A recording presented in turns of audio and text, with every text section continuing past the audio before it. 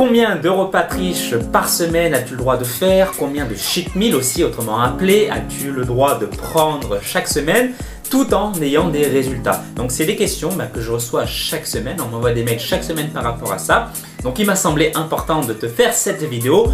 Je vais t'expliquer des lois et des règles importantes si tu veux mettre ça en place au sein de ton mode de vie. Attention, il ne faut pas faire les choses au hasard.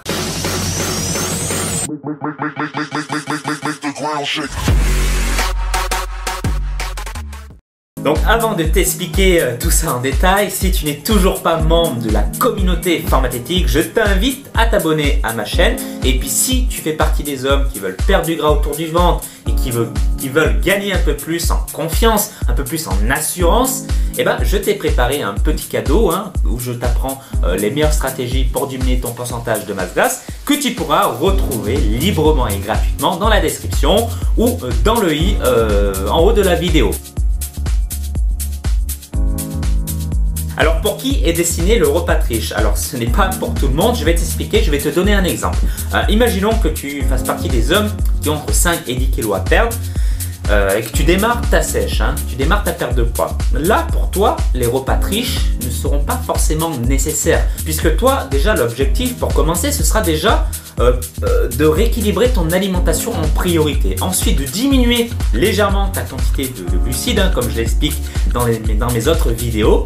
Et ensuite, à ce moment-là, tu vas pouvoir insérer des aliments plaisir au sein de tes repas pour trouver cet équilibre-là.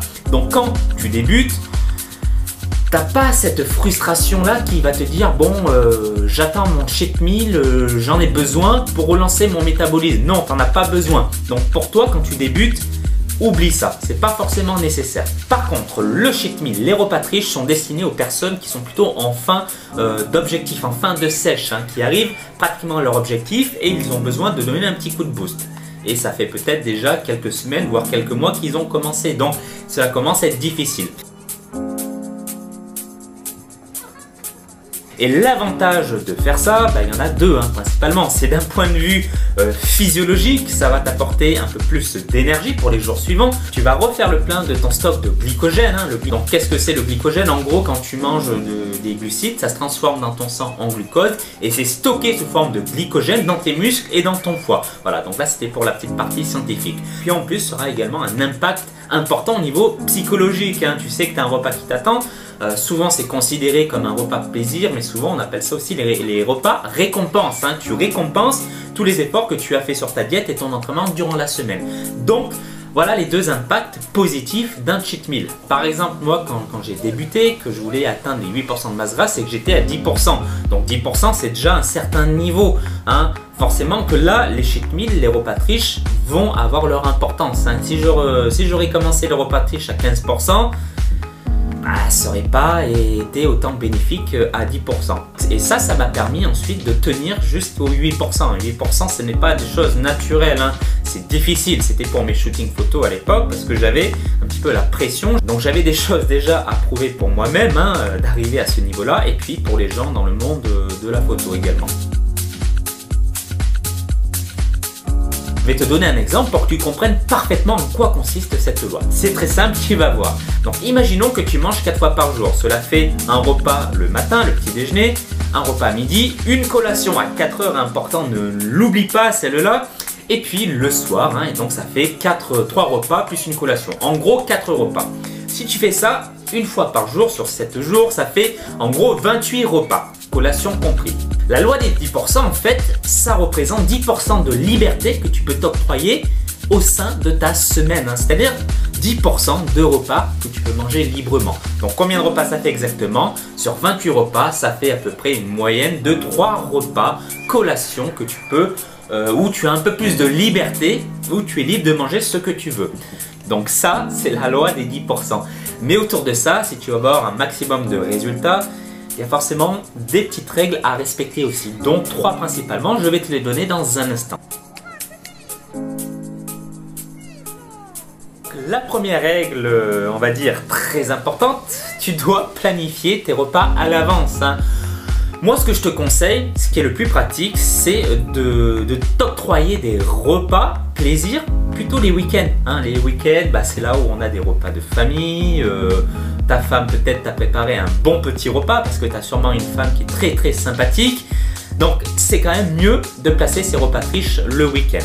C'est d'un point de vue stratégique. Hein. Si tu es célibataire, bon, c'est peut-être différent. À toi de voir et à l'adapter à ton mode de vie. Ensuite, deuxième règle importante, repas plaisir, repas triche, cheat meal ne veut pas dire se casser le ventre. Hein. C'est pas 3 repas pour se casser le ventre, non.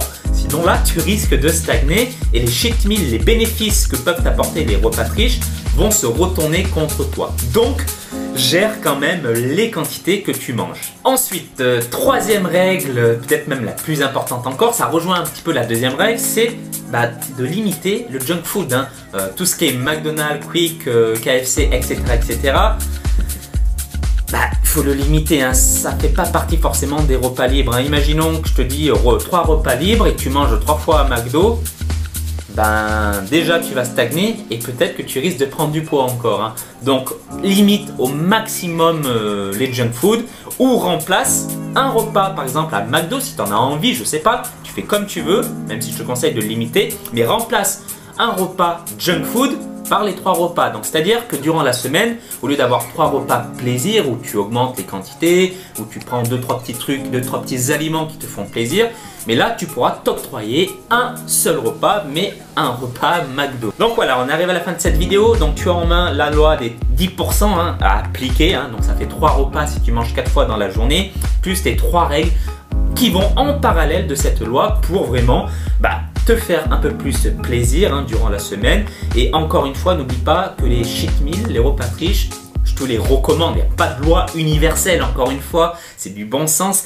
Mais je te conseille de le faire plutôt quand tu arrives en fin de sèche. Hein. Là, tu en auras beaucoup plus besoin. Voilà, et si tu démarres ton objectif, essaye d'insérer des petites choses plaisir, des choses qui te font plaisir, par exemple du chocolat noir, c'est très bon. Je sais que beaucoup de personnes aiment le chocolat. Essaye de les insérer au sein de tes repas. Voilà, comme ça, tu n'auras pas le besoin de forcément aller chercher un repas triche. Voilà, donc ça c'était mes conseils. J'espère que cette vidéo t'a plu. Tu peux t'abonner encore une fois à ma chaîne, télécharger mon petit cadeau dans la description en dessous de la vidéo. Et encore une fois, je te renouvelle tous mes vœux de succès. Je te remercie également pour ta fidélité et tes encouragements. Et puis je te souhaite tous mes vœux de succès. Et je te dis à très bientôt sur Formatique. Bye bye. Pourquoi est-ce important pour toi de perdre le gras autour du ventre? Pourquoi est-ce important pour toi de perdre du poids? Pourquoi veux-tu être un homme